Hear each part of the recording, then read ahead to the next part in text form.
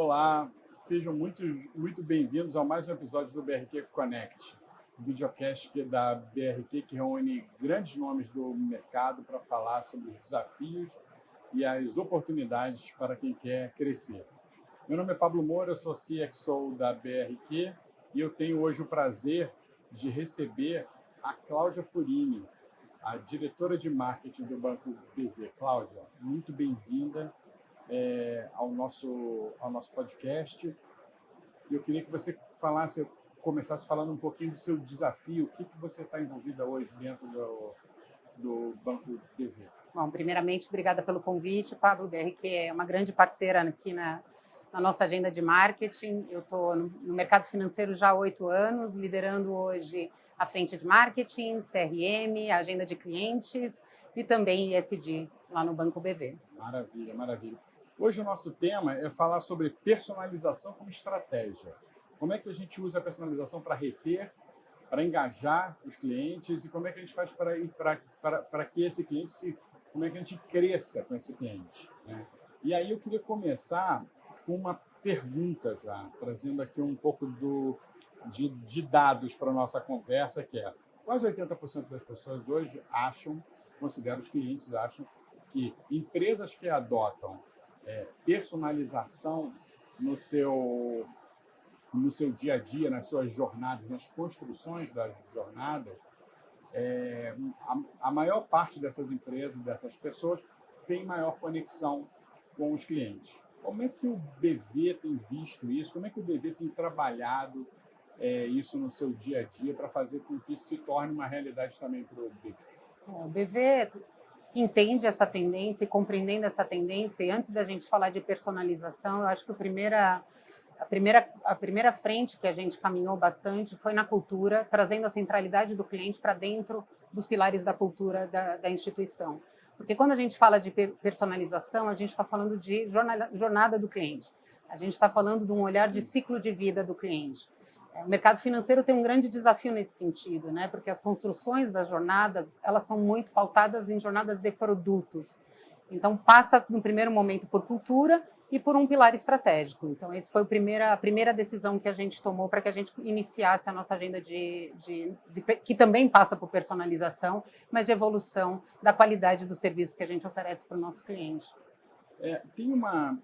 Assim, é interessante, né, que a gente olha muito, a gente comentou já em outras oportunidades, que a personalização é muito uma coisa é uma agenda que o marketing tem que puxar, né?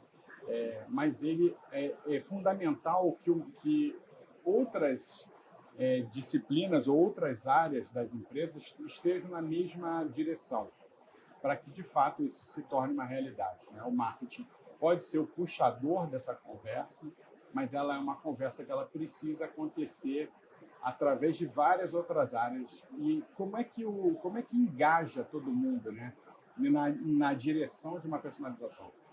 O marketing ele é um grande motor ali, né, de disseminar para a organização o entendimento de quem é esse cliente, né, junto a outras áreas importantes, como a área de UX, que também tem ali toda uma metodologia de research, de aprofundamento no entendimento das necessidades desse cliente ao longo da sua jornada do produto.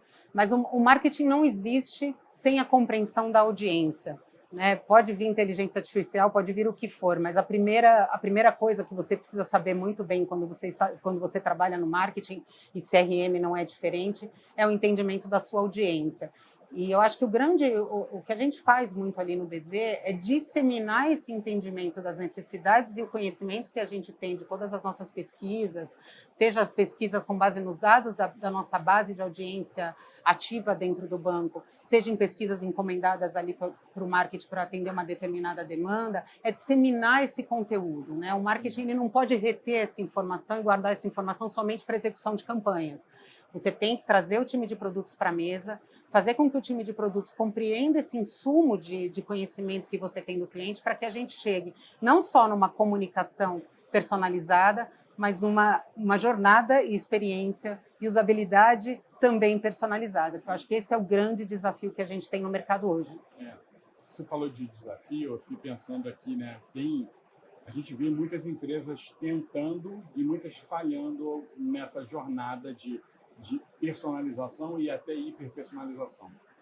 Eu entendo que essas barreiras, muitas, assim, algumas delas estão lá dadas, algumas são culturais, mas assim, o que mais que você enxerga de barreiras e como é que você acha que essas empresas podem mudar esse paradigma e conseguirem chegar num lugar mais interessante do ponto de vista de personalização?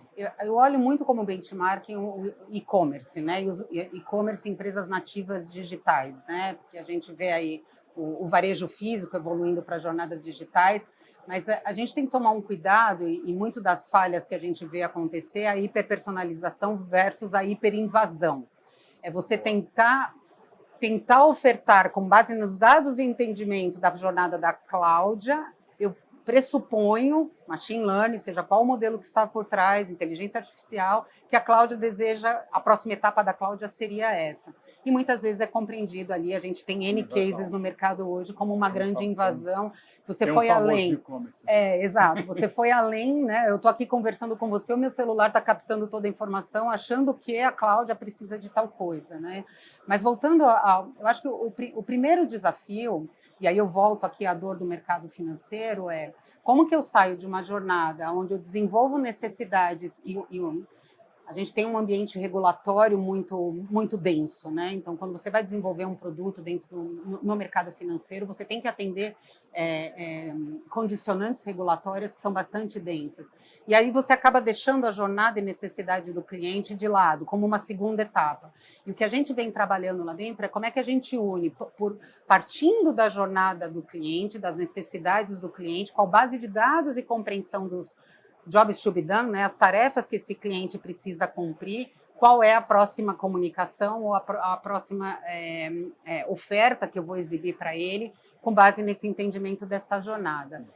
Unir essas duas coisas é um grande desafio, porque se você olhar para a Squad, né, que está ali com um backlog gigantesco no desenvolvimento e tirando essas condicionantes regulatórias, olha, mas você esqueceu que aqui o cliente precisava fazer, ele acabou de contratar um financiamento, qual é a próxima etapa dele? O BV é líder em financiamento de veículos, ele acabou de sair da loja, está feliz, comprou um carro, qual é a próxima etapa dele? Pagar o boleto. Ah, mas a jornada de pagamento de boleto não é da minha Squad. A jornada de pagamento de boleto é do Pablo. E o Pablo não está preocupado com isso. Não, vem aqui na minha jornada e entende que esse cliente, ao pegar um boleto, eu preciso facilitar essa jornada de pagamento para ele. E eu só consigo fazer isso por um entendimento da jornada dele. O detalhamento dessa jornada sob o ponto de vista do cliente e não daquilo que eu gostaria que ele fizesse. Esse eu acho que é o maior desafio de todas as instituições. Se a gente for para outros setores, vai ser a mesma coisa. Muito semelhante. Isso eu fiquei pensando aqui que tem uma relação muito forte com o time, né? Como é que o time está imbuído os times, de uma maneira geral, você falou agora das squads. Como é que os times hoje eles estão pensando esse novo momento que as empresas precisam estar? Eu vejo eles muito mais focados no dia a dia do que efetivamente construindo uma jornada maior para o futuro, falando de maneira generalizada, mas eu vejo isso muito acontecendo. Quais são essas capacidades? Como é que a gente forma esses times, né, para estarem nesse lugar, com esse mindset correto, com toda essa vontade de servir ao cliente da melhor forma? O BV, majoritariamente, as nossas esteiras de desenvolvimento, né, que passa também pelo desenvolvimento da jornada e da experiência do cliente, eles estão no modelo ágil.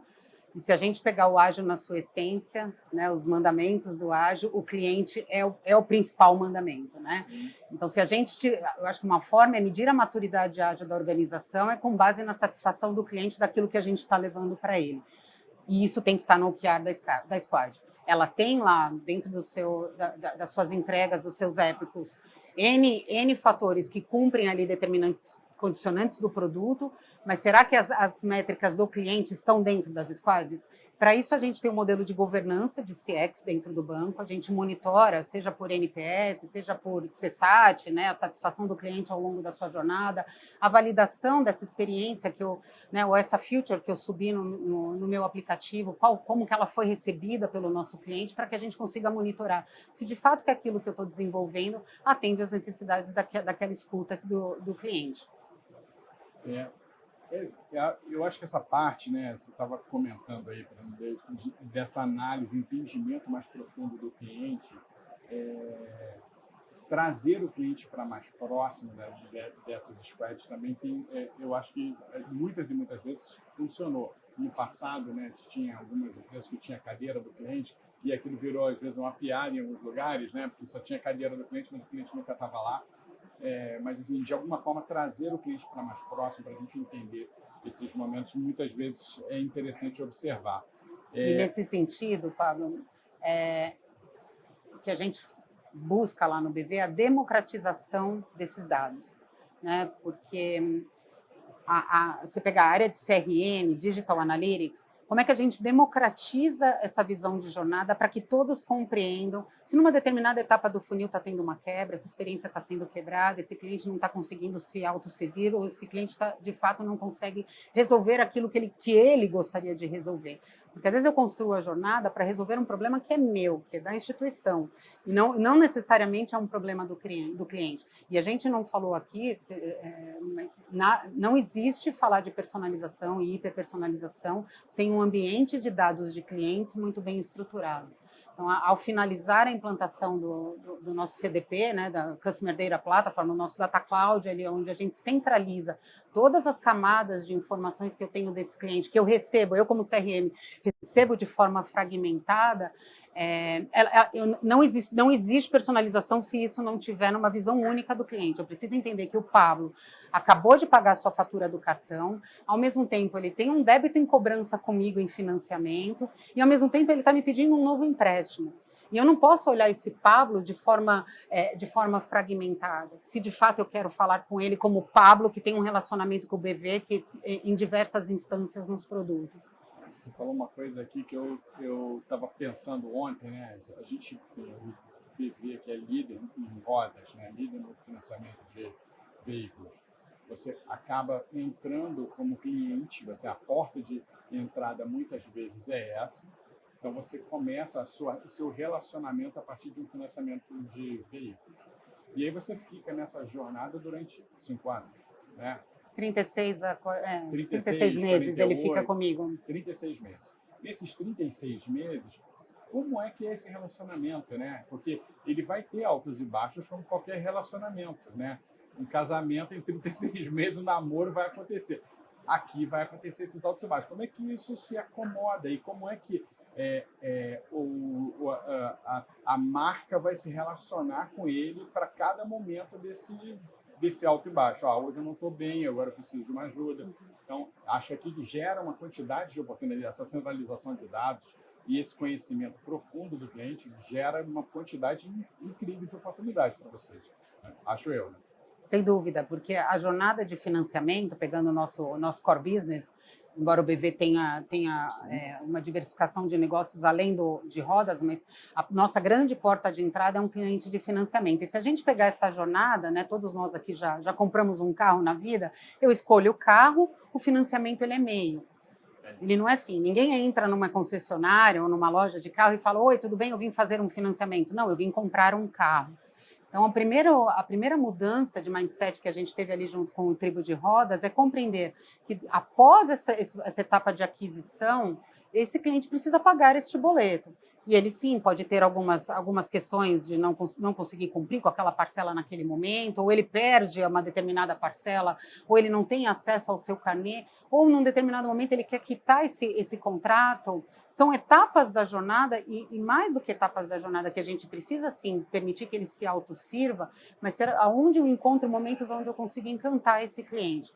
Quando você quita, quem aqui não quitou sua última parcela de qualquer financiamento, seja da geladeira, seja do carro, seja do mobiliário?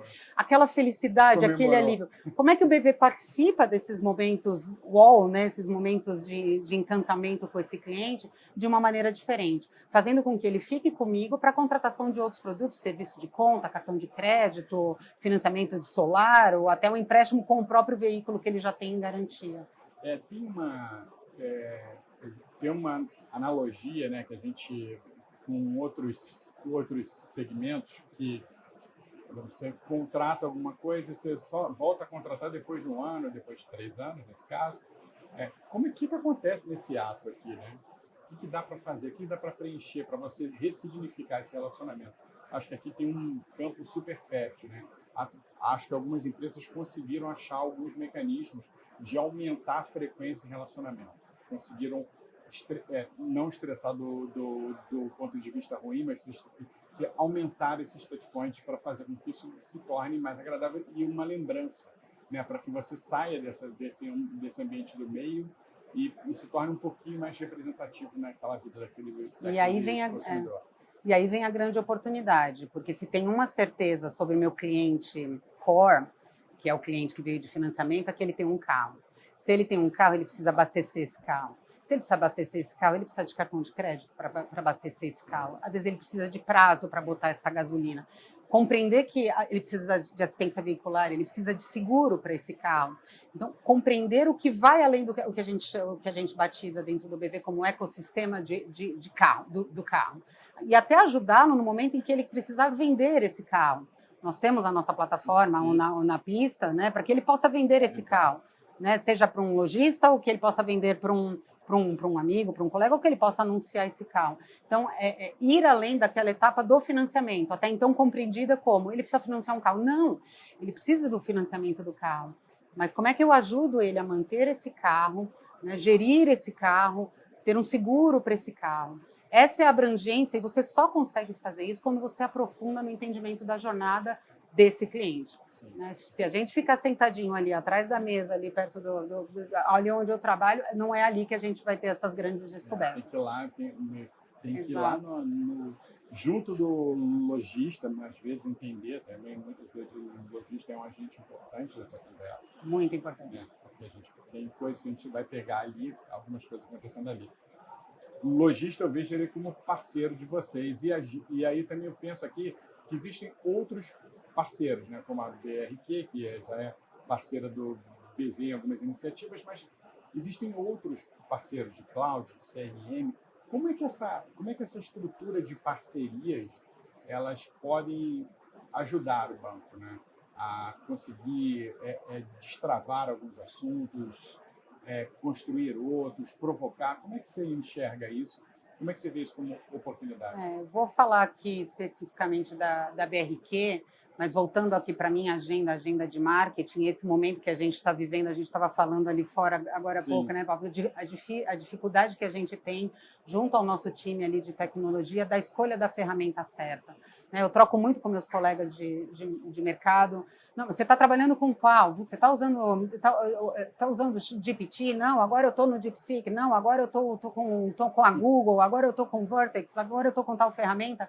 E o mercado financeiro ele tem todo um aparato de segurança tecnológica, de privacidade de dados que a gente leva muito a sério. Então tem todo um cuidado para a implantação dessas tecnologias, né, da validação dessa tecnologia até que de fato ela seja implantada.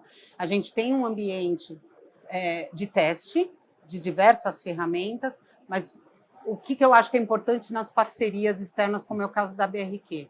Ela me dá uma liberdade de testar novas funcionalidades, como foi o caso da implantação ali da automação de desenvolvimento de conteúdo de marketing, que é uma frente que a gente fez com a BRQ, dentro de um ambiente seguro, mas fora do BV, e no momento em que eu valido essa hipótese dessa tecnologia, eu internalizo esse processo, que é o desafio que a gente se encontra agora. Né? A gente provou a tese, ela de fato me trouxe ali dias de eficiência operacional, eficiência de produção, uso de inteligência artificial para que a gente tenha mais viabilidade técnica, operacional e de hiperpersonalização com o meu cliente, mas agora eu preciso internalizar esse processo. Sim. Então, o uso e parceria que a gente tem com empresas como vocês, muito para isso, né? Para que a gente possa ter um ambiente de teste mais rápido, provar as nossas teses e depois fazer essa internalização. Maravilha. Então, vamos E vem manter as funcionando. provocações aqui. É.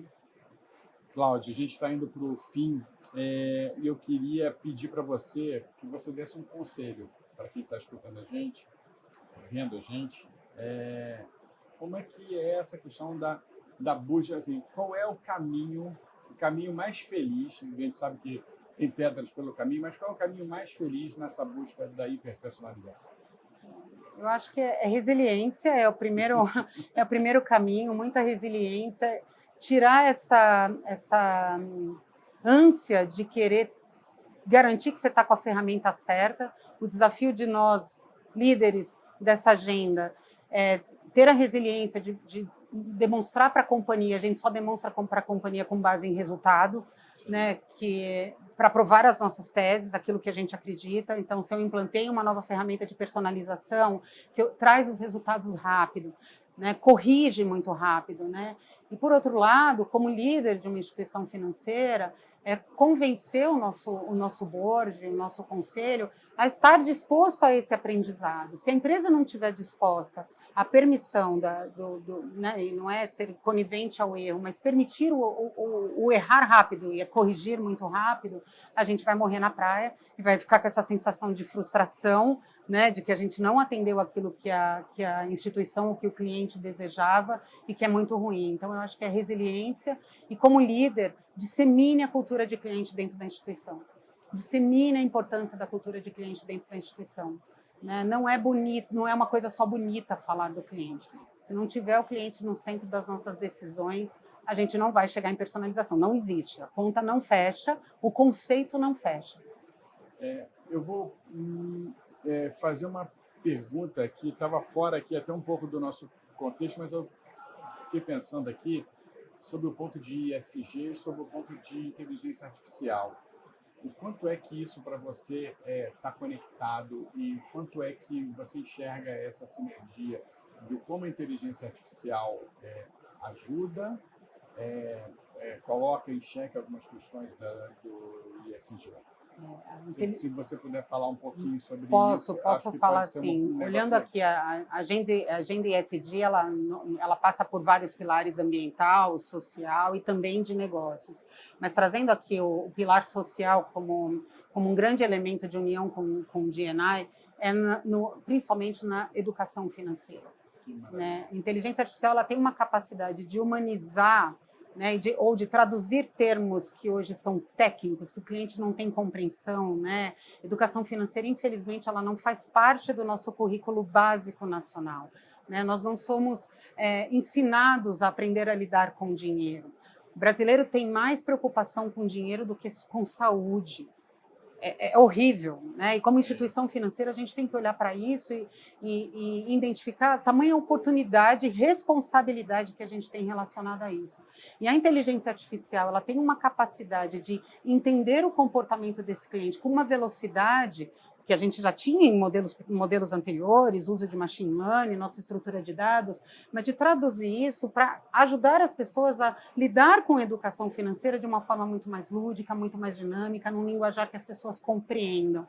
Então, acho que essa é uma grande oportunidade, é uma frente que a gente vem estudando lá dentro do banco, que não adianta eu ficar fazendo aqui videocast, falando sobre a melhor forma de você investir, a melhor forma de você sair de uma situação negativa que você se encontra no... Não é isso que o brasileiro precisa, né? Ele precisa, na jornada, receber essa educação financeira imbuída no momento que ele está tomando um crédito, compreender o que significa aquela taxa de juros.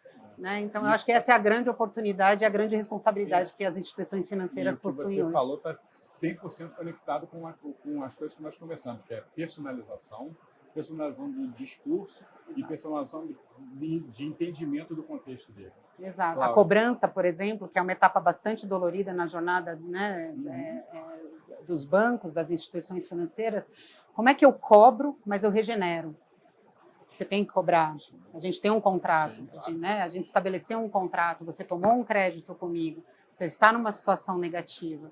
mas eu preciso regenerar. E para regenerar, eu tenho que usar o entendimento do momento situacional que você se encontra, a situação que você se encontra, e o uso da inteligência artificial aqui é um oceano azul para a agenda ESG. Maravilha, maravilha.